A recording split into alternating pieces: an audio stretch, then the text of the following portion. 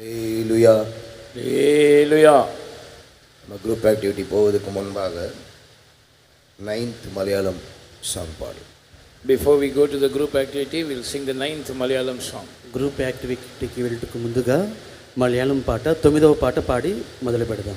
இந்த பாடல் அவருடைய கிருபையை பற்றினது. This song is about the grace of God. ఈ యొక్క పాట చెప్పుచున్నది ఏమనగా దేవుని యొక్క కృపను గురించి. நம்முடைய வாலிபர் முகாமின் தலைப்பு இரக்கமும் நியாய தீர்ப்பும். The theme of our youth camp is mercy and judgment. యవనస్తుల మకాం యొక్క శీర్షిక ఏమనగా కనికరము దేవుని యొక్క తీర్పు. நமக்கு எப்படிப்பட்ட தண்டனை நியாய தீர்ப்பு கிடைக்க வேண்டுமோ அது கிடைக்காமல் இருப்பது தேவனுடைய இரக்கம். The punishment that we deserved, we have not got it, and that is the mercy of God. ఎటువంటి దండన న్యాయ తీర్పు మనకు దొరకవలెనో అది దొరకకపోవటయే దేవుని యొక్క కనికరము.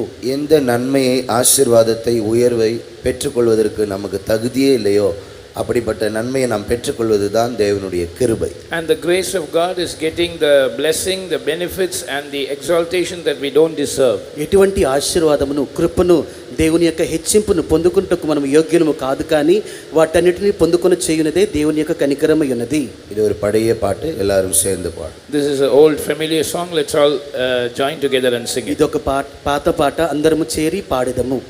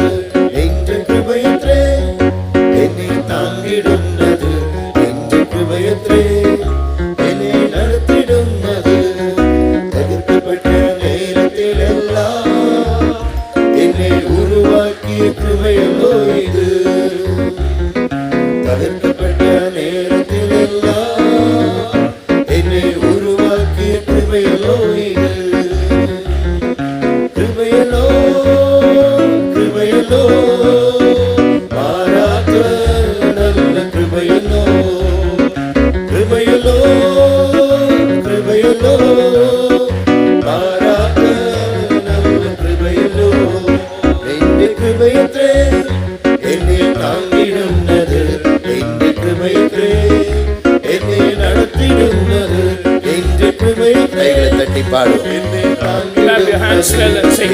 చప్పట్లను కొట్టి పాడండి. என்னை நடத்திடுന്നത് பலகீன நேரத்திலெல்லாம் என்னை பலப்படுத்திய கிருபையல்லோ இது. பலகீன நேரத்திலெல்லாம் என்னை பலப்படுத்திய கிருபையல்லோ இது. கிருபையல்லோ கிருபையல்லோ மாறாத நல்ல கிருபையல்லோ கிருபையல்லோ கிருபையல்லோ மாறாத நல்ல கிருபையல்லோ எന്റെ கிருபையത്രേ എന്നെ താങ്ങിടുന്നത് എന്റെ കൃപയത്രേ എന്നെ നടത്തിടുന്നത് എന്റെ കൃപയത്രേ എന്നെ താങ്ങിടുന്നത് എന്റെ കൃപയത്രേ എന്നെ നടത്തിടുന്നത് കൈവിടപ്പെട്ട നേരത്തിലെല്ലാം എന്നെ ചേർത്തണച്ച കൃപയല്ലോ ഇത്. കൈവിടപ്പെട്ട നേരത്തിലെല്ലാം എന്നെ ചേർത്തണച്ച കൃപയല്ലോ ഇത്. കൃപയല്ലോ കൃപയല്ലോ മാറാത്ത നല്ല കൃപയല്ലോ. കൃപയല്ലോ കൃപയല്ലോ മാറാത്ത നല്ല കൃപയല്ലോ. എന്റെ കൃപയത്രേ എന്നെ താങ്ങിടുന്നത് എന്റെ കൃപയത്രേ என்னை நடத்திடுന്നത് என்று கிருபையற்றே, என்னை தாங்கிடுന്നത് என்று கிருபையற்றே, என்னை நடத்திடுന്നത് கிருபையல்லோ, கிருபையல்லோ, மாறாத நல்ல கிருபையல்லோ, கிருபையல்லோ, கிருபையல்லோ, மாறாத நல்ல கிருபையல்லோ என்று கிருபையற்றே, என்னை தாங்கிடுന്നത് நின்று கிருபையற்றே, என்னை நடத்திடுന്നത് நின்று கிருபையற்றே, என்னை தாங்கிடுന്നത് நின்று கிருபையற்றே, என்னை நடத்திடுന്നത് நின்று கிருபையற்றே, என்னை தாங்கிடுന്നത് நின்று கிருபையற்றே, என்னை நடத்திடுന്നത് நின்று கிருபையற்றே, என்னை தாங்கிடுന്നത് நின்று கிருபையற்றே, என்னை நடத்திடுന്നത് நின்று கிருபையற்றே, என்னை தாங்கிடுന്നത് நின்று கிருபையற்றே, என்னை நடத்திடுന്നത്. ஹல்லேலூயா. Hallelujah. கிருபை பல விதங்களில் பெருகும். Grace will abound in many ways. కృపను అనేక విధములుగా పొందవచ్చును. ஸ்தோத்திரத்தினால் கிருபை பெருகும். By the thanksgiving of many, grace abounds. స్తుతుల ద్వారా కృపను పొందవచ్చును. ஒரே ஒரு ஆள் 100 ஸ்தோத்திரம் பண்ணா கிருபை பெருகாது. If one person offers 100 praises, grace will not abound. ఒకే వ్యక్తి 100 స్తోత్రములు చేసినట్లయితే దేవుని యొక్క కృప దొరకదు. 100 பேர் சேர்ந்து ஒண்ணா ஸ்தோத்திரம் பண்ணால் கிருபை பெருகும். But if many, say 100 people join together and offer praises and thanksgiving, grace will abound. 100 మంది చేరి ఒకేసారిగా స్తోత్రించినప్పుడు దేవుని యొక్క కృప దొరుకును. அநேகருடைய ஸ்தோத்திரத்தினால் கிருபை பெருகும். The grace of God will abound by the thanksgiving of many. అనేకుల యొక్క స్తోత్రముల ద్వారా కృప విస్తరించును. ஒரு நிமிஷம் நம்முடைய அபிஷேகம் பண்ணப்பட்ட முழங்கால்களை முடக்குவோம். For 1 minute, let's bend our anointed knees. అభిషేకించబడినటువంటి మనకు మోకాళ్ళను ఒక్క నిమిషం మనం ఉంచుదుము గాక. இன்னைக்கு காலையில அநேக பிரைசிங்க்கு வந்தீங்க. Today morning, many of you came for the praising. ఈ యొక్క ఉదయకాలంలో ఎంతో మంది స్తోత్ర ప్రార్థనకు వచ్చి ఉన్నారు. நாம் கேட்டது போல தேவன் நம்மேல் ரொம்ப இரக்கமாக இருக்கிறதுக்காக தான் இந்த யூத் கேம்ப் கொண்டு வந்தார். As we heard now, God has brought us to this youth camp to show that He is very merciful towards us. మనము వినినట్లుగానే దేవుడు మన మీద గొప్ప కనికరమును కలిగి ఉన్నాడు. దానినే ఇది చూపించున్నది. ஆகவே தேவன் ரொம்ப இரக்கமாக வராதவர்களுக்கு இப்போ கிருபை கொடுக்க போகிறார். And by His mercy, the Lord is going to command His grace to those who are absent here. ఇక్కడికి ఎవరైతే రానయ్యున్నారో రాకుండా ఉన్నారో వారికి కూడా దేవుడు ఇప్పుడు మన యొక్క స్తోత్రం మూలముగా కనికరమును చేయబోచున్నాడు. அந்த ஆயக்காரன் பாவியாக என்மேல் கிருபையாயிரும் ஆண்டவரே என்று கெஞ்சினான். And that publican cried, saying, Lord, have mercy on me, a sinner. సుంకరి ఏ విధముగా ప్రార్థన చేయుచున్నాడో, ప్రభువా పాపినైన నన్ను క్షమించుము, కనికరించుము. நம்ம எல்லார் மேலும் கர்த்தர் கிருபையா இருக்கும்படியாக இப்போது நாம் ஸ்தோத்திரம் பண்ண போகிறோம். The Lord should be gracious on all of us, and for that we all are going to get together and praise God. మనందరి మీద దేవుడు కృపను చూపునట్లుగా మనందరము చేరి దేవుని స్తోత్రించబోచున్నాము. அப்படி நாம் ஸ்தோத்திரம் பண்ணி கொண்டிருக்கும் போதே கிருபையை கர்த்தர் ஒரு அபிஷேகமாக பொழிந்தருளுவார். And as we keep praising God, God is going to pour forth His grace as an anointing. అలాగని మనము స్తోత్రము చేయుచున్నప్పుడు ఈ కృపను దేవుడు గొప్ప అభిషేకముగా మార్చబోచున్నాడు. எல்லாரும் ஒரு மனதோட கைகளை உயர்த்தி தேவனை மட்டும் நினைத்து சத்தமாக ஸ்தோத்திரம் பண்ணுவோம். Let's all get together with one accord. Let's lift up our hands. Let only God be in our memory now, and let's all praise God loudly. అందరూ ఏక మనసుతో చేరి రెండు చేతులను పైకెత్తి మీ యొక్క ధ్యానమంతయు దేవుని మీదే పెట్టి దేవునికి మీరందరూ స్తోత్రములు చెల్లించుచూ ఉండండి. Praise the Lord. ஸ்தோத்திரம் ஸ்தோத்திரம் ஸ்தோத்திரம் ஸ்தோத்திரம் ஸ்தோத்திரம் ஸ்தோத்திரம் ஸ்தோத்திரம் ஸ்தோத்திரம் ஸ்தோத்திரம். Hallelujah. Praise the Lord. Hallelujah. தேவனை நினைத்து ஸ்தோத்திரம் பண்ணுங்கள். Think about God and praise God. దేవునిని స్మరించుచూ స్తోత్రించండి. மனதிலே தேவனை உயர்த்தி ஸ்தோத்திரம் பண்ணுவோம்.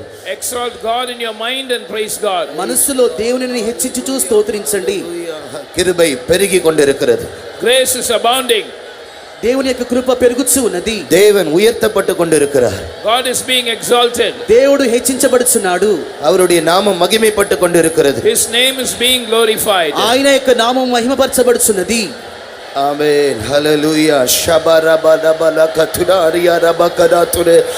Amen. Jesus. Hallelujah. Stotram, stotram, stotram, stotram, stotram, stotram, stotram, stotram, stotram, stotram, stotram.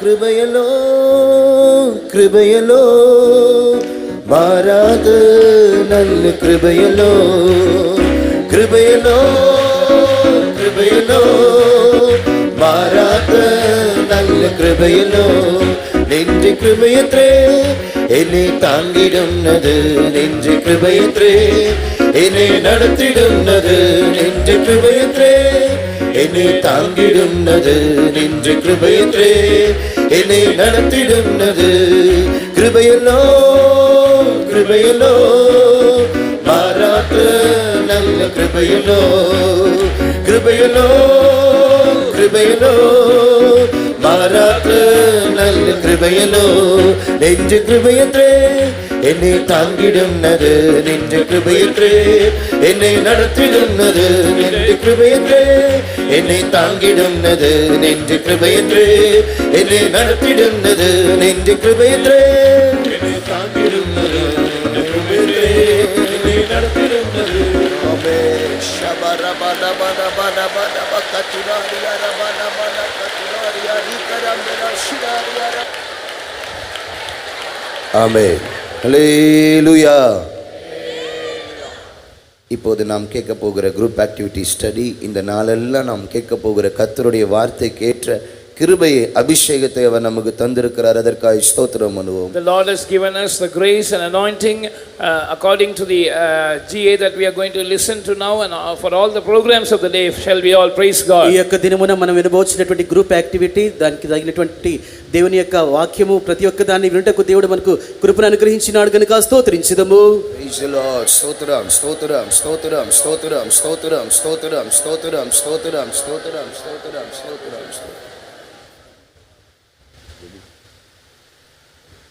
Father God, we thank you for this new day, and thank you for the time of worship that you gave us now. Thank you for all that you are going to do in the youngsters and in the church today. We expect glorious things from the throne of God, from the presence of God. Lord, bring all those who are hindered also quickly to your presence. In Jesus' name we pray. Amen. We'll sing the first stanza and chorus of the opening Tamil song. Opening song Tamil song యొక్క మొదటి చరణము chorus మాత్రం పాడేదము. Tamil opening song.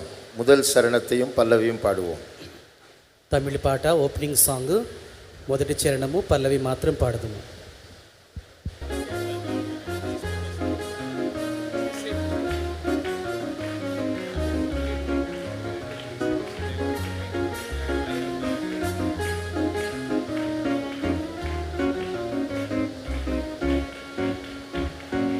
ஓடி ஓடி போனேன் என்னை தேடி தேடி வந்தீர், நான் கோடி கோடி துதியால் உம்மை புகழுவே. தேவமைந்தரோடு கூடி நான் ஆசை தீர பாடி உம்மை நான் ஆராதிப்பேனே. தேவமைந்தரோடு கூடி நான் ஆசை தீர பாடி உம்மை நான் ஆராதிப்பேனே. என் சொந்த இஷ்டம் செய்து அடப்பிடித்து வாழ்ந்து மாயையை பின்பற்றியே மாந்தேன். என் சொந்த இஷ்டம் செய்து அடப்பிடித்து வாழ்ந்து மாயையை பின்பற்றியே மாந்தேன். நீர் பின் தொடர்ந்து வந்து மெய்யான இன்பம் தந்து என்னை கவர்ந்து கொண்டிரேசுவே. நீர் பின் தொடர்ந்து வந்து மெய்யான இன்பம் தந்து என்னை கவர்ந்து கொண்டிரேசுவே. எல்லாரும் கைகளை தட்டி ஓடி ஓடி போனேன் என்னை தேடி தேடி வந்தி, நான் கோடி கோடி துதியால் உம்மை புகழுவே. தேவமைந்தரோடு கூடி நான் ஆசை தீர பாடி உம்மை நான் ஆராதிப்பேனே. தேவமைந்தரோடு கூடி நான் ஆசை தீர பாடி உம்மை நான் ஆராதிப்பேனே. ஓடி ஓடி, you all sing fast. ஓடி ஓடி போனேன்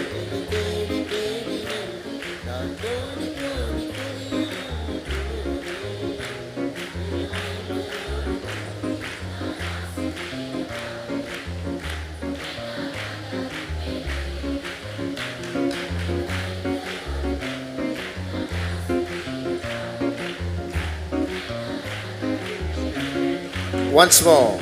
Odi, louder.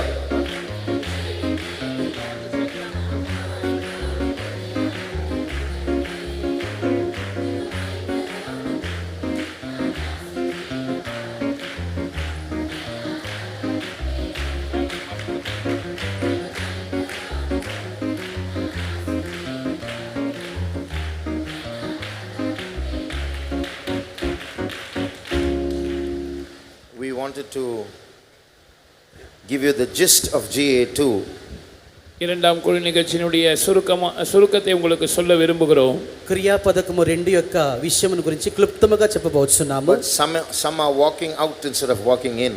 ஆனால் சிலர் உள்ளே வருவதற்கு பலியாக வெளியே நடந்து கொண்டிருக்கிறீர்கள். కొంతమంది లోపలికి వచ్చుటకు బదులుగా బయటికి వెళుతున్నారు. So to wait for them we are singing a song. அவர்களுக்காக காத்திருக்கும் விதத்தில் இன்னொரு பாட்டை பாடுகிறோம். వారు వచ్చేంత వరకు ఎదురు చూచుచు మరొక పాటను పాడెదము. So we'll just spend another couple of minutes singing that first stanza and the chorus again. இன்னும் ஒரு 2 நிமிடங்கள் அந்த முதலாவது ஸ்டான்ஸாவையும் கோரஸையும் பாடுவதிலே நாங்கள் செலவு பண்ணுகிறோம். ఇంకొక 2 నిమిషములు మొదటి చరణము పల్లవి పాటకు మేము ఖర్చు చేస్తున్నాము. We are all called children of disobedience. The Bible calls us children of disobedience. வேதம் நம்ம எல்லாரையும் கீழ்ப்படியாமையின் பிள்ளைகள் என்று அழைக்கிறது. దేవుని యొక్క వాక్యము మనందరినీ లోబడని సంతానమని చెప్పుచున్నది. Not disobedient children, but children of disobedience. நாம் கீழ்ப்படியாமை காட்டுகிற பிள்ளைகள் என்று சொல்லவில்லை, கீழ்ப்படியாமையின் பிள்ளைகள் என்று சொல்லுகிறது. లోబడని పిల్లలని చెప్పట్లేదు కానీ లోబడలేనటువంటి పిల్లలని చెప్పుచున్నది. That means my father is Mr. Disobedient and my mother is Mrs. Disobedient. அதாவது என்னுடைய தகப்பன் அவருடைய பேர் திரு கீழ்ப்படியாமை, என்னுடைய தாயின் பேர் திருமதி கீழ்ப்படியாமை. దాని అర్థమేమనగా నా యొక్క తండ్రి పేరు శ్రీ లోబడని వాడు, నా యొక్క తల్లి పేరు శ్రీమతి లోబడనిది. That's what the first stanza says. I did my own will, I ran where I wanted to. அதுதான் இந்த முதலாம் சரணம் சொல்லுகிறது. என் சொந்த இஷ்டம் செய்து நான் எங்கெல்லாம் ஓடி போக வேண்டும் என்று நினைத்தேனோ அங்கெல்லாம் ஓடிக்கொண்டிருந்தேன். నా యొక్క సొంత ఇష్టం చేసి ఎక్కడికెళ్ళా నేను తిరుగులాడుచు వెళ్ళదలుచుకున్నానో అక్కడికెళ్ళా నేను వెళ్ళి ఉంటేనని మొదటి చరణము చెప్పుచున్నది. But thank God, God has made us children of obedience now. We have become the children of Jesus who obeyed his father. ஆனால் கர்த்தருக்கு ஸ்தோத்திரம், இப்பொழுது நாம் கீழ்ப்படிதலின் பிள்ளைகளாய் மாறி இருக்கிறோம். యేసు పితాவுకు కీழ்పడిందారే அவருடைய பிள்ளைகளாய் நாம் மாறி இருக்கிறோம். యేసు ఏ విధముగా తండ్రికి లోబడి ఉన్నాడో అదే విధముగా మనము కూడా మన యొక్క యేసుకు లోబడి ఉన్నాము. దేవునికి స్తోత్రము. లోబడి పిల్లలుగా దేవుడు మనల్ని మార్చి ఉన్నాడు. So we'll sing the first stanza and the chorus. எனவே இந்த முதலாவது சரணத்தையும் பல்லவியையும் நாம் பாடுவோம். పల్లవి మొదటి చరణము పాడెదము. All sing loudly. எல்லாரும் சத்தமாய் பாடுங்கள். అందరూ స్వరమెత్తి పాడండి. என் சொந்த இஷ்டம் செய்து அடம் பிடித்து வாழ்ந்து மாயையை பின்பற்றியே மாந்தேன். என் சொந்த இஷ்டம் செய்து அடம் பிடித்து வாழ்ந்து மாயையை பின்பற்றியே மாந்தேன். நீர் பின் தொடர்ந்து வந்து மெய்யான இன்பம் தந்து என்னை கவர்ந்து கொண்டீர் இயேசுவே. நீ பின் தொடர்ந்து வந்து மெய்யான இன்பம் தந்து என்னை கவர்ந்து கொண்டீர் இயேசுவே. சத்தமாக ஓடி ஓடி போனேன், என்னை தேடி தேடி வந்தி நான் கோடி கோடி.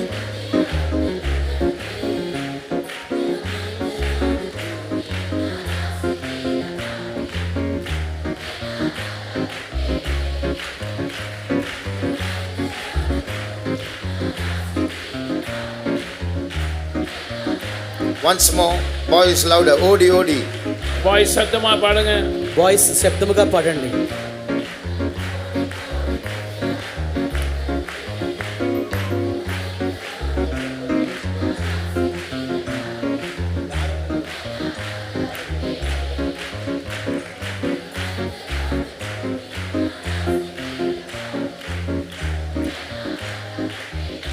Okay, now we learn a new song. இப்பொழுது ஒரு புதிய பாட்டை நாம் பழகலாம். ఇప్పుడు ఒక క్రొత్త పాటను నేర్చుకుందాం. The second Tamil song, யாரும் இல்லையே. இரண்டாவது தமிழ் பாட்டு. రెండవ తమిళ పాట.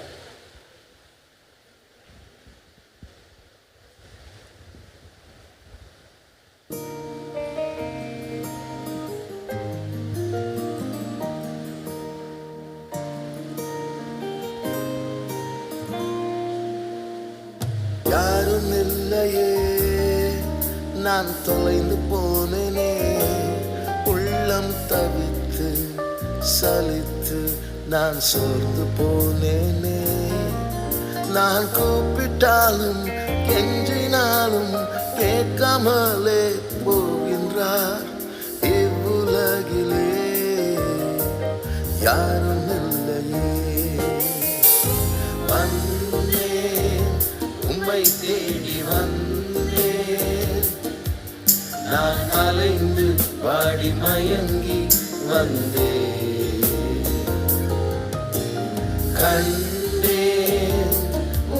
மகிமையை கண்டே நான் பிழைக்க வேறிடம் இல்லையே யாரும் இல்லையே நான் பிழைக்க வேறிடம் இல்லையே யாரும் இல்லையே நீர் காத்துக் கொள்வீரே உந்தன் கரத்தால் பலத்தால் நடத்த வேண்டுமே என் காலமெல்லாம் பாரமெல்லாம் தாங்குவீரன் இயேசுவே உம்மையெல்லாம் அல்ல யாரும் இல்லையே வந்தேன் உம்மை தேடி வந்தேன் நான் அலைந்து வாடி மயங்கி வந்தேன்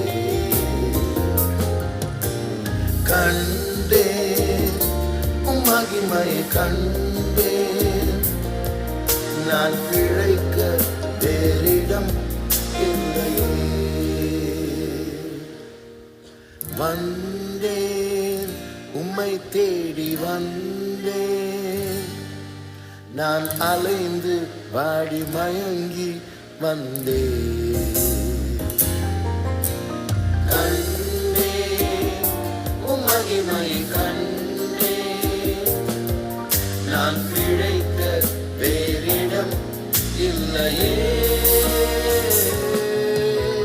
வந்தேன் உம்மை தேடி வந்தேன். Now we listen to it once again. Sing along. இப்பொழுது இன்னொரு முறை இந்த பாடல் ஒலிபரப்ப கேட்போம். நாம் கூட சேர்ந்து பாட முயற்சி செய்வோம். మరొకసారి వినిదము తరువాత చేరి పాడదము. Many times young people go through paths of loneliness. பல நேரங்களில் வாலிபர்கள் தனிமையின் பாதைகளினூடாக கடந்து போகிறார்கள். ఎన్నో సందర్భములలో యవనస్తులు ఒంటరి మార్గములో వెళుచున్నారు. Sometimes we don't know whom to open up to. சில நேரங்களில் யாரிடம் நம்முடைய காரியங்களை திறந்து பேசுவது என்று நமக்கு தெரிவதில்லை. ఎవరి యొద్ద మన యొక్క హృదయమును తెరిచి మన యొక్క కార్యములు చెప్పుకోవాలో మనము తెలియని స్థితిలో కొన్ని సందర్భాల్లో ఉంటిమి. I expect some people to listen to me. The first stanza, third line says, but they're all running away. They're all busy about their own work. நான் சில நபர்கள் என்னுடைய காரியத்தை பொறுமையாக கேட்பார்கள் என்று எதிர்பார்க்கிறேன். ஆனால் அவர்கள் எல்லாரும் என்னை விட்டு ஓடி போகிறார்கள். அவர்களுடைய சொந்த காரியங்களில் தான் அவர்கள் அலுவலாக இருக்கிறார்கள். எனக்கு கொடுக்கும்படியான நேரம் அவர்களுக்கு இல்லை. మొదటి చరణము 3వ లైన్ చూసినట్లయితే ప్రతి ఒక్కరూ వారి యొక్క సొంత పనుల్లోనే ఉన్నారు. నా యొక్క మొరను వినేవారు ఎవరూ లేరు, నేను చెప్పేది వినేవారు ఎవరూ లేరు, నాకు సహాయం చేయవారు ఎవరూ లేరు, అందరూ వెళ్ళిపోతున్నారని యొక్క లైన్ చెప్తున్నది. We think that we can open up our secrets to somebody and then finally the secrets pass on and they come back to us. நாம் நம்முடைய ரகசியங்களை சிலரிடத்தில் வெளிப்படையாக சொல்லலாம் என்று நினைத்து சொல்லுகிறோம். ஆனால் ரகசியமாய் சொன்னது அப்படியே ஒருவரிடத்திலிருந்து ஒருவர் கடந்து போய் கடைசியாக நம்மிடமே அது திரும்பி வருகிறது. మన యొక్క రహస్యములను మనం ఎవరో ఒకరి యొద్ద చెప్పుటకు చెప్పుచున్నాము. అది చెప్పిన కార్యం అక్కడకు ఇక్కడకు వారి యొద్దకు వీరి యొద్దకు వెళ్ళి చివరకు మన యొద్దకి తిరిగి వచ్చుచున్నది. Finally, after wandering about here and there in loneliness, I have come to you, O Lord. தனிமையில் அங்கும் இங்கும் அலைந்து திரிந்த பிற்பாடு கர்த்தாவே நான் உம்மிடத்துக்கு வந்திருக்கிறேன். ఒంటరితనాన్ని అనుభవించి ఇక్కడ అక్కడ తిరుగులాడిన తరువాత దేవా నీ యొద్దకి నేను వచ్చుచున్నాను. I have none beside thee in this world. இந்த உலகத்தில் உம்மை அல்லாமல் எனக்கு வேறு யாரும் இல்லை. ఈ యొక్క లోకంలో నీవు తప్ప నాకెవరునూ లేరు. So we listen to the song again. மறுபடியுமாக இந்த பாட்டை நாம் கேட்போம். మరొకసారి పాటను వినదము. Please sing along as you hear.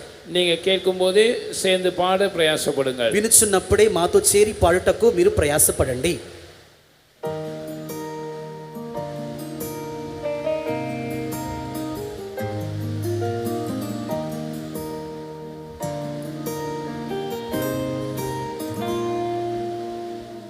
யாரும் இல்லையே நான் தொலைந்து போனேனே உள்ளம் தவித்து சலித்து நான் சோர்ந்து போனேனே நான் கூப்பிட்டாலும் கெஞ்சினாலும் கேட்காமலே போகின்றார் இவ்வுலகிலே யாரும் இல்லையே வந்தேன் உம்மை தேடி வந்தேன் நான் அலைந்து வாடி மயங்கி வந்தேன் கண்டேன் உம் மகிமையை கண்டேன் நான் பிழைக்க வேறிடம் இல்லையே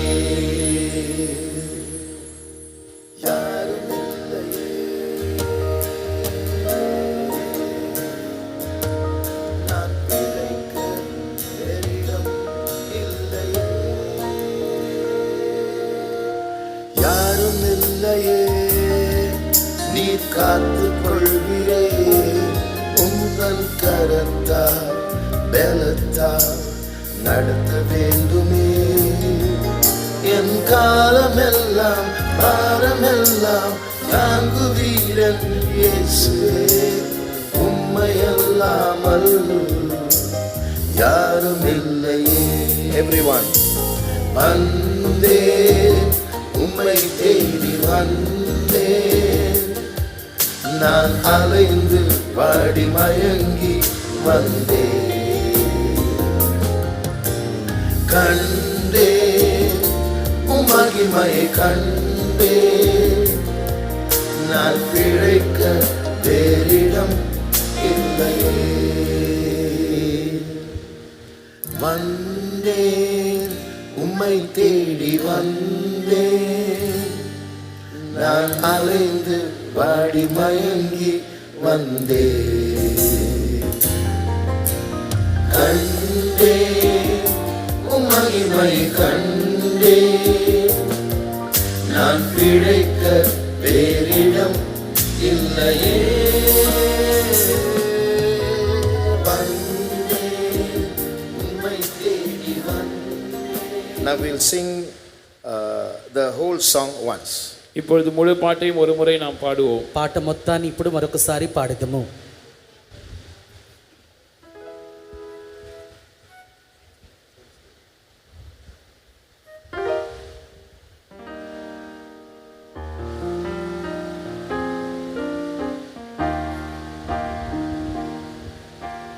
யாரும் இல்லையே நான் தொலைந்து போனேனே உள்ளம் தவித்து சலித்து நான் சோர்ந்து போனேனே நான் கூப்பிட்டாலும் எஞ்சினாலும் கேட்காமலே போகின்றார் இவ்வுலகிலே யாரும் இல்லையே வந்தே உம்மை தேடி வந்தே நான் அலைந்து வாடி மயங்கி வந்தே கண்டே உம் மகிமையை கண்டே நான் பிழைக்க வேறிடம் இல்லையே யாரும் இல்லையே நீர் காத்துக் கொள்வீரே உந்தன் கரத்தால் பலத்தால் நடத்த வேண்டுமே என் காலமெல்லாம் பாரமெல்லாம் தாங்குவீரன் இயேசுவே உம்மையல்லாமல் யாரும் இல்லையே வந்தே உம்மை தேடி வந்தே நான் அலைந்து வாடி மயங்கி வந்தே கண்டே உம் மகிமையை கண்டே நான் பிழைக்க வேறிடம் இல்லையே எல்லாரும் சேர்ந்து வந்தேன் வந்தே உம்மை தேடி வந்தே நான் அலைந்து வாடி மயங்கி வந்தே கண்டே உம் மகிமையை கண்டே நான் பிழைக்க வேறிடம் இல்லையே once more வந்தேன் close your eyes கண்களை மூடி பாடுங்கள். కళ్ళు మూసుకొని మరోసారి పాడండి. தேடி வந்தே நான் அலைந்து வாடி மயங்கி வந்தே கண்டே உம் மகிமையை கண்டே நான் பிழைக்க வேறிடம் இல்லையே. Now we'll take you through the gist of GA2. இப்பொழுது இரண்டாம் குழு நிகழ்ச்சியை சுருக்கமாக உங்களுக்கு சொல்லுகிறோம். క్రియాపదకము 2 యొక్క విషయములను క్లుప్తముగా చూసెదము. We heard in GA1 that there's a judgment coming upon the church of God before Jesus comes. இயேசுவின் வருகைக்கு முன்னதாகவே கர்த்தருடைய வீட்டின் மேல் ஒரு நியாய தீர்ப்பு வரப்போகிறது என்று நேற்றைக்கு முதலாம் குழு நிகழ்ச்சியில் நாம் கேள்விப்பட்டோம். క్రియాపదకము 1లో యేసు ప్రభు యొక్క రాకడకు ముందుగా సంఘము మీదకి దేవుని యొక్క న్యాయ తీర్పు రానయ్యున్నదని నేర్చుకొని ఉన్నాము. How do we find mercy in that judgment? எப்படி அந்த நியாய தீர்ப்புக்கு மத்தியில் நாம் இரக்கத்தை கண்டடைவது? ఆ యొక్క న్యాయ తీర్పు మధ్యలో ఏ విధముగా మనము కనికరమును గుర్తించగలము? One thing you all must understand is our God, your God, is very possessive about you. ஒரு காரியம் நீங்கள் எல்லாரும் விளங்கிக் கொள்ள வேண்டும். நம்முடைய தேவன், உங்களுடைய தேவன், உங்கள் மேல் மிகவும் நீங்கள் அவருக்கு மாத்திரம் உரியவர்களாக இருக்க வேண்டும் என்ற வைராக்கியம் உள்ளவராய் இருக்கிறார். మన యొక్క దేవుడు, నీ యొక్క దేవుడు నీ గురించి మిక్కిలి వైరాగ్యం కలిగి ఉన్నాడని నీవు ఈ యొక్క దినమున గ్రహించవలెను. When a wedding takes place in our church, நம்முடைய சபையில் ஒரு விவாகம் நடத்தப்படும் போது మన యొక్క సంఘములలో పెండ్లిని జరిపించున్నప్పుడు the two partners hold each other's hands and they make an oath in God's presence. அந்த மணமக்கள் இருவரும் தேவனுடைய சமூகத்தில் தங்களுடைய கைகளை கோர்த்து ஒரு உடன்படிக்கைக்குள் கடந்து வருகிறார்கள். పెండ్లి కుమారుడు పెండ్లి కుమార్తె ఒకరి చెయ్యి ఒకరి పట్టుకొని దేవుని సన్నిధానంలో వారు ఒప్పుకోలు చేయును. In the same way, God made a covenant with Israel. He played the role of the husband, the Israelites played the role of the wife, and there was an oath there. அதே போல ஆண்டவர் இஸ்ரவேல் ஜனங்களோடு ஒரு உடன்படிக்கை செய்தார். அதிலே அவர் நாயகனாக புருஷனாக பங்கு வகித்தார். ఇశ్రాయేలు జనங்கள் அவருடைய மனைவியின் స్థానத்தில் இருந்தார்கள். అదే విధముగా దేవుడు ఇశ్రాయేలు జనులతో ఒక ఒప్పుకోలును చేసి ఉన్నాడు. ఇశ్రాయేలు జనులు పెండ్లి కుమార్తెగాను దేవుడు పెండ్లి కుమారుడుగాను అక్కడ నిబంధనను చేసి ఉన్నారు. The covenant that they made are the 10 commandments. அவர்கள் செய்து கொண்ட உடன்படிக்கை தான் 10 கட்டளைகள்.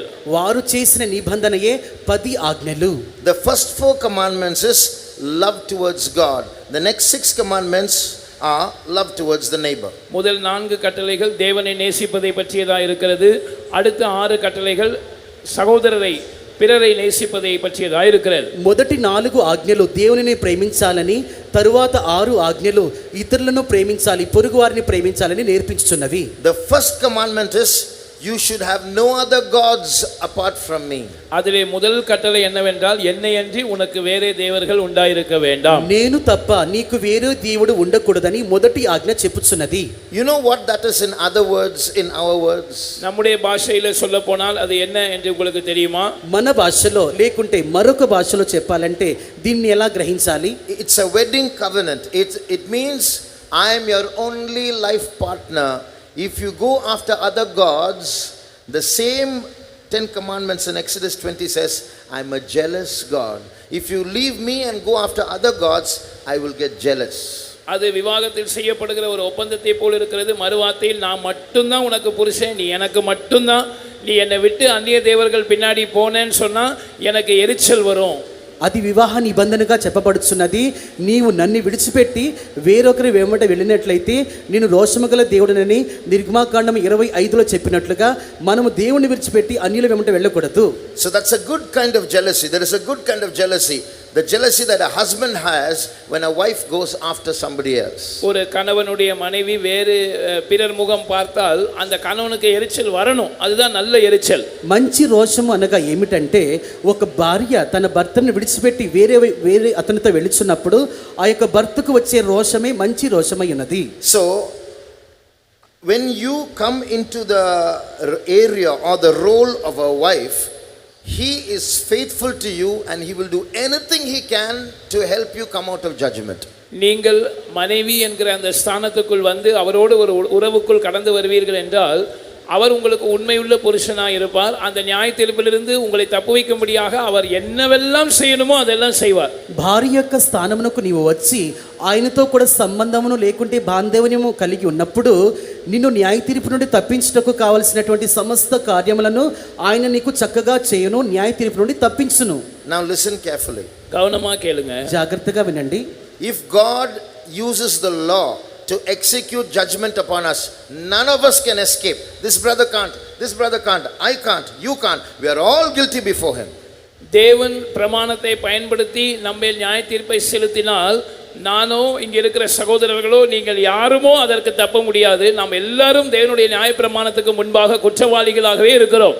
దేవుని యొక్క ధర్మశాస్త్రముకు విరోధముగా ఎవరైనా మన మీద దండన వేసినట్లయితే ఆ యొక్క దండనను ఎవరు కూడా తీసివేయలేరు. ఏ సహోదరుడు కూడా తీసివేయలేడు. But there is a way to escape judgment. ஆனால் நியாய தீர்ப்புக்கு தப்ப ஒரு வழி இருக்கிறது. అయితే ఆ యొక్క తీర్పును తప్పించుకున్నట్టుకు మరొక మార్గం ఉన్నది. When someone in your house, maybe your dad or your brother, is caught in a crime, you will somehow go to the police and beg, fall at their feet and do anything to get them out of that case. உங்களுடைய வீட்டில் யாரோ ஒருவர் ஒரு குற்ற வழக்கில் சிக்குவார்கள் என்றால் அது தகப்பனோ அண்ணனோ யாராவது ஒருத்தர் அந்த குடும்பத்திலிருந்து போய் அந்த போலீஸ் காலில் விழுந்து அல்லது வழக்கறிஞர் காலில் விழுந்து அவர்களை அந்த வழக்கிலிருந்து விடுவிக்க தங்களால் இயன்ற அனைத்து முயற்சிகளையும் செய்வார்கள். నీవు నేరస్తుడిగా కనబడిన తరువాత నీ యొక్క తండ్రి కానీ నీ యొక్క అన్న కానీ ఆ నేరము చేసినందువలన పోలీసుల కాళ్ళు కానీ న్యాయవాది కాళ్ళు కానీ పట్టుకొని గోజాడి ఎలాగైనా నా యొక్క కొడుకుని విడిపించనని చెప్పుచున్నారే అలాగున నీవు తప్పించబడవచ్చును.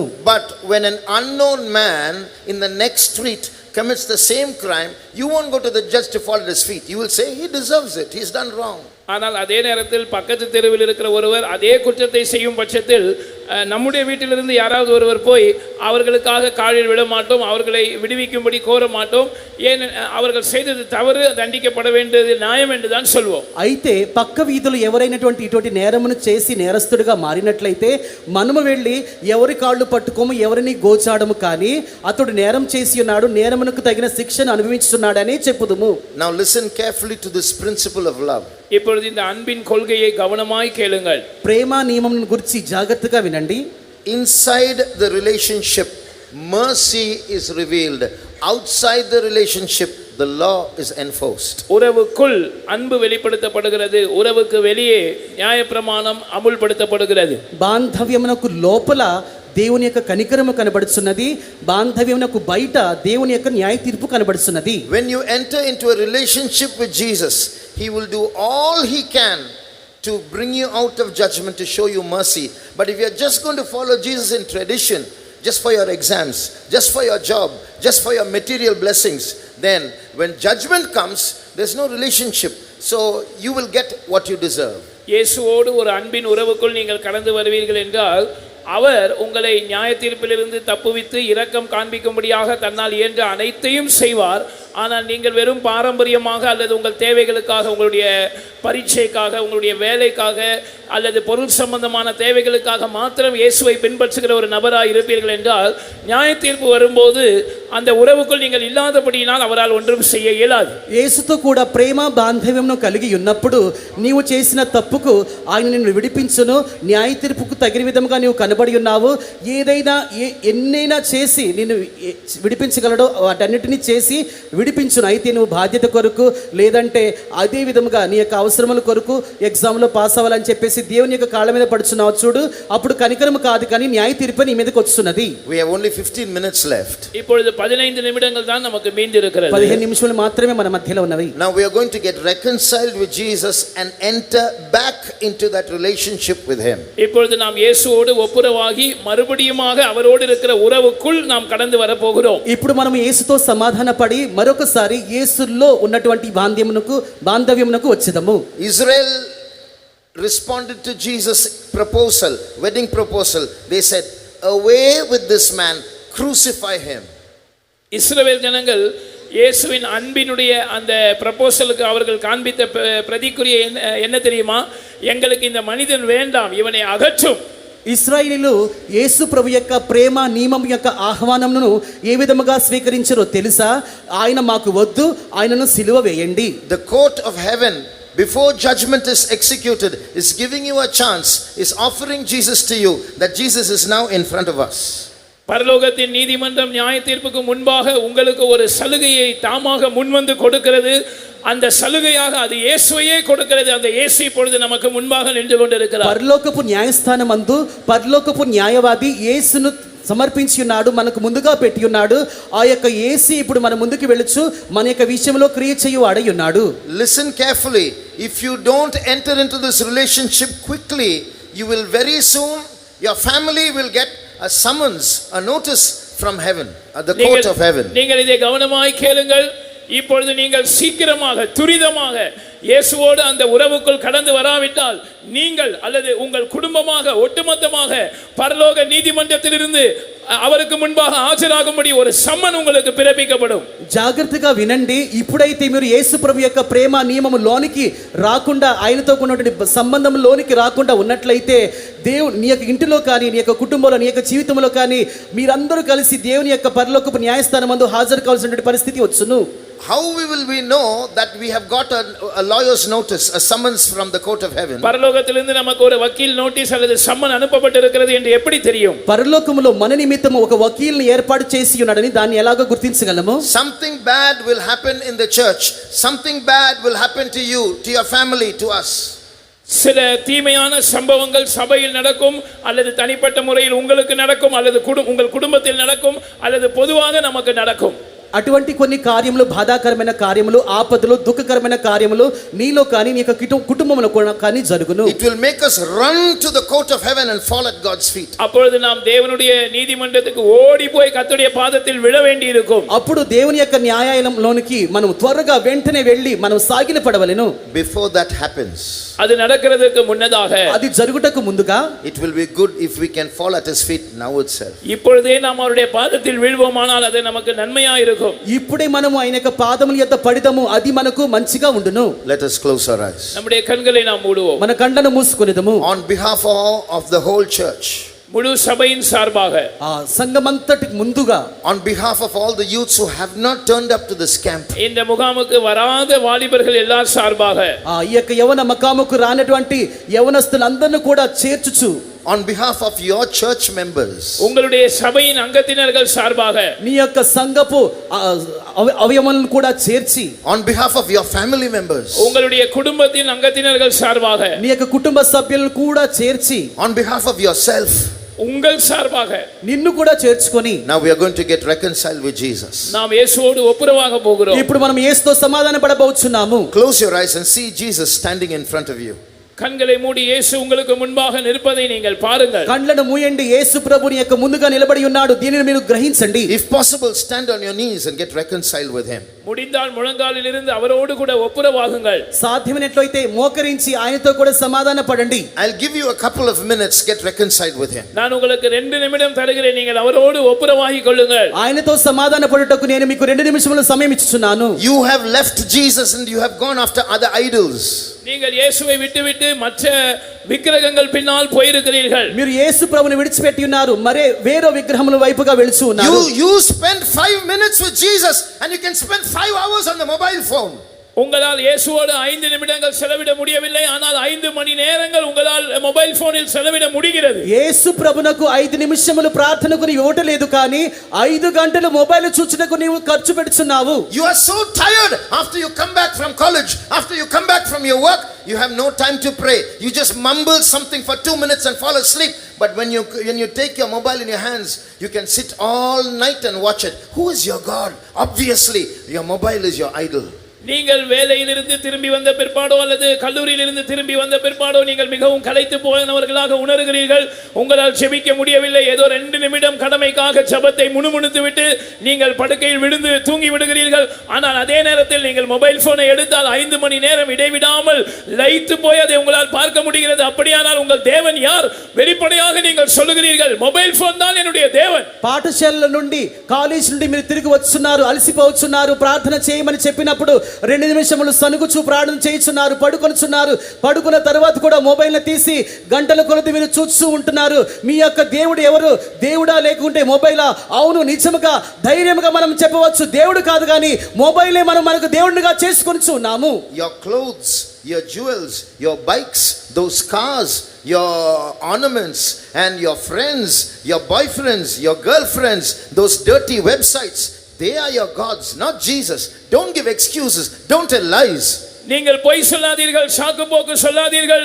உங்களுடைய ஆடைகள், உங்களுடைய ஆபரணங்கள், நீங்கள் அணிகிறதான நவநாகரிகமான உடைகள், உங்களுடைய பாய் ஃப்ரெண்ட், கேர்ள் ஃப்ரெண்ட், உங்களுடைய பொழுதுபோக்கு அம்சங்கள், உங்களுடைய பைக், உங்களுடைய கார், உங்களுடைய பாய் ஃப்ரெண்ட், கேர்ள் ஃப்ரெண்ட் என்று உங்கள் அந்த அசுத்தமான இணையதளங்கள், இவைகளுக்கு பின்னால் உங்கள் இருதயம் போகிறதே, அவைகள் தான் உங்களுடைய தேவர்களாக இருக்கின்றன. అబద్ధము చెప్పవద్దు. చెడ్డైనటువంటి websites, boyfriend, girlfriend, నీ యొక్క ఆభరణములు, నీ యొక్క వస్త్రము, నవనాగరికతలో కనబడుచున్నటువంటి ప్రతి విధమైనటువంటి కార్యము, వీటన్నిటినే నీవు నీ యొక్క దేవతగా చేసుకొని ఉన్నావు, విగ్రహముగా చేసుకొని ఉన్నావు. దేవునిని నీవు దేవునిగా చూచుట లేదు. An offer from the court of heaven. பரலோகத்தின் நீதிமன்றத்திலிருந்து ஒரு சலுகை அளிக்கப்படுகிறது. పరలోకపు న్యాయ తీర్పు నుండి ఒక సమాచారము, సందేశము బయలుదేరి వచ్చుచున్నది. Before something bad happens, ஏதாவது தீமை சம்பவிப்பதற்கு முன்னதாக, ఏదైనా కీడు సంభవించుటకు ముందుగానే, and after that something bad happens, your proud heart will blame God for that also, and then you will go to hell and you can shout all eternity and you can throw your fist and shout bad words at God. No one's going to listen to you. Now is the time for you to repent. ஒருவேளை அப்படி ஏதாவது தீமை சம்பவித்தால் நீங்கள் அதற்கும் உங்களுடைய பெருமையான இருதயம் தேவனை தான் குறை சொல்லிக் கொண்டிருக்கும். இப்படியே இருந்து அந்த இருதய கடினத்தின் நிமித்தம் நீங்கள் நரகத்துக்கு போனால் நித்தியம் முழுவதும் தேவனை நோக்கி உங்கள் கைகளை முடக்கி இப்படி ஆண்டவரை சபித்தும் பழித்துக் கொண்டும் இருக்கலாம். ஆனால் யாரும் அதற்கு செவி கொடுக்க போவதில்லை. ஆனால் அதற்கெல்லாம் முன்னதாக இப்பொழுதே நாம் தாழ்த்தி மனம் திரும்புவோமாக.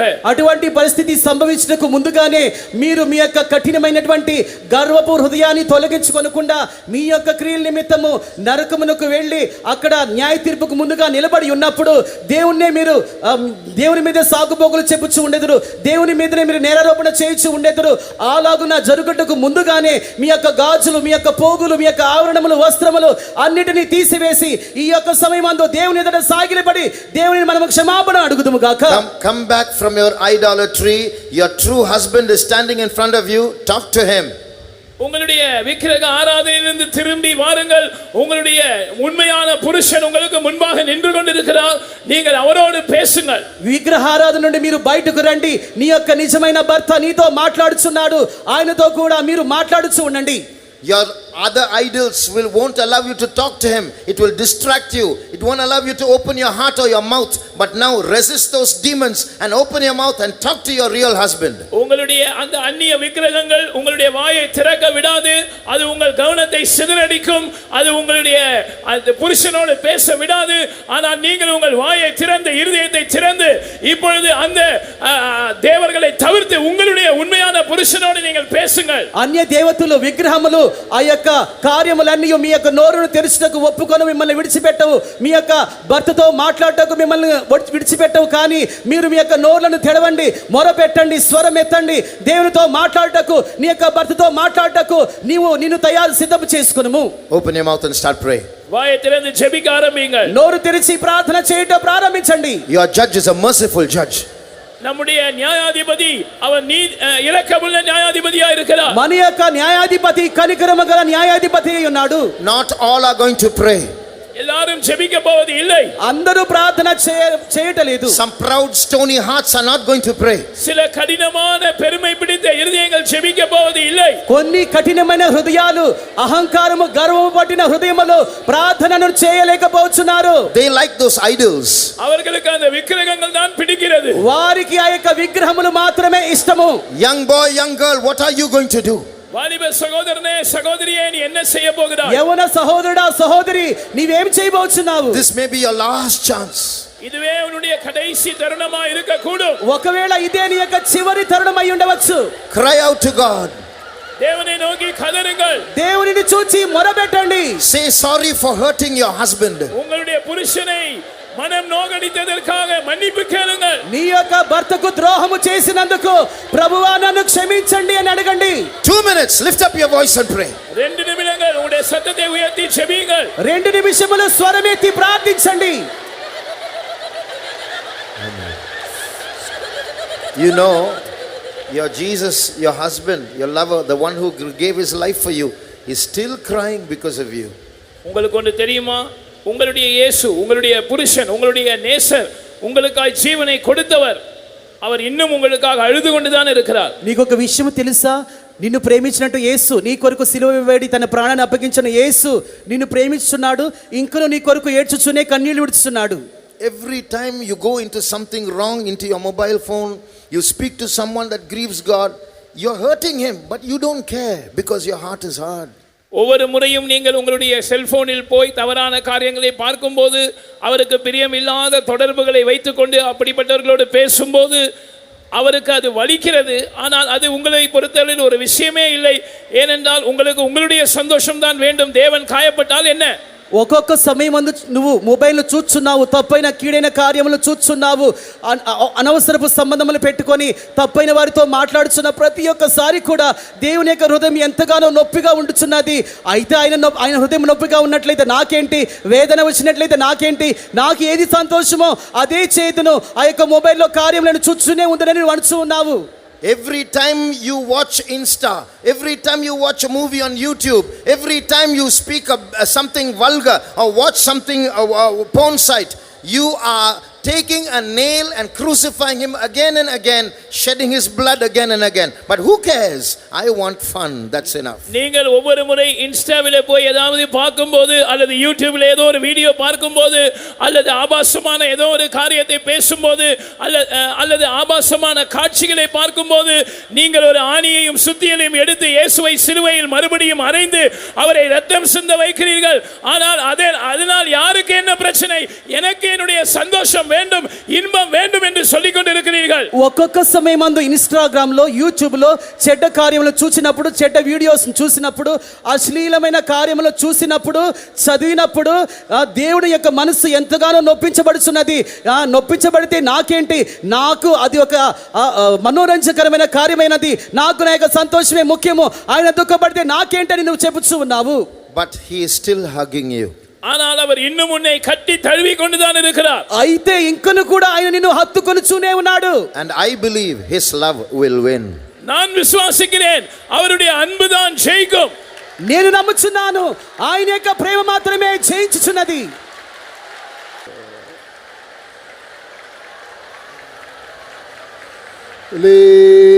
Hallelujah.